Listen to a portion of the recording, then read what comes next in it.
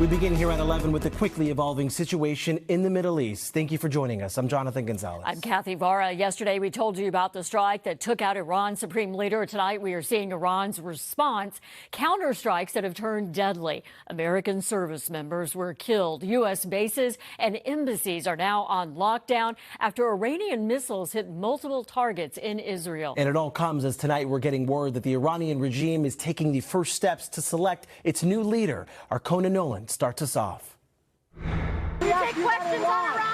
President Trump tonight back at the White House, not taking questions on this day 2 of his military campaign against Iran, which has now cost American lives. U.S. Central Command says 3 U.S. service members were killed, 5 others seriously injured in a missile attack at what was believed to be a base in Kuwait. This was the president in a video released earlier by the White House. We pray for the full recovery of the wounded and send our immense love and eternal gratitude to the families of the fallen, and sadly, there will likely be more.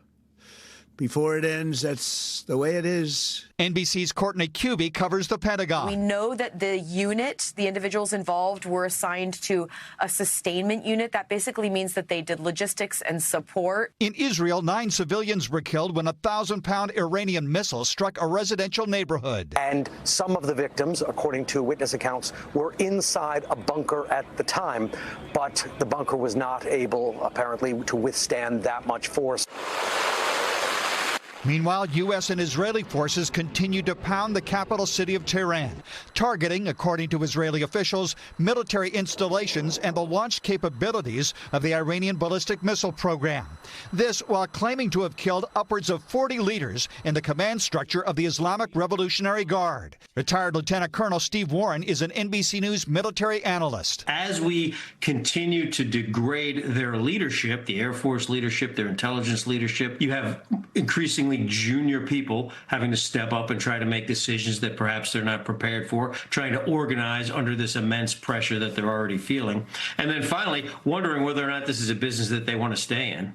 There reportedly has also been civilian loss of life. Iranian sources, not confirmed by NBC News, say more than 160 people died in a strike on a school. The government saying many of the dead were children. On Capitol Hill, a tense debate now underway. Democrats and Republicans split on Operation Epic Fury. Iran in the future will no longer be the largest state sponsor of terrorism.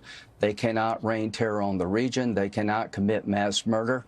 That's the goal of this operation. San Jose Congressman Ro Khanna. Let me say this. Khamenei was a brutal dictator, but Americans are not safer today. Democrats are calling the airstrikes an illegal war and now pushing for Congress to pass a war powers resolution to force the president to get their approval for further action. We got to have a plan here. I mean, what is the strategic goal and how do we achieve it? The president telling the New York Times tonight that he expects the military operation to last at least 4 to 5 weeks. It now appears that U.S. and Israeli intelligence realized that the now dead supreme leader of Iran, the Ayatollah Khamenei, was meeting Saturday morning with his command staff and national leadership at his palace in central Tehran. That building was destroyed in the first wave of the attacks.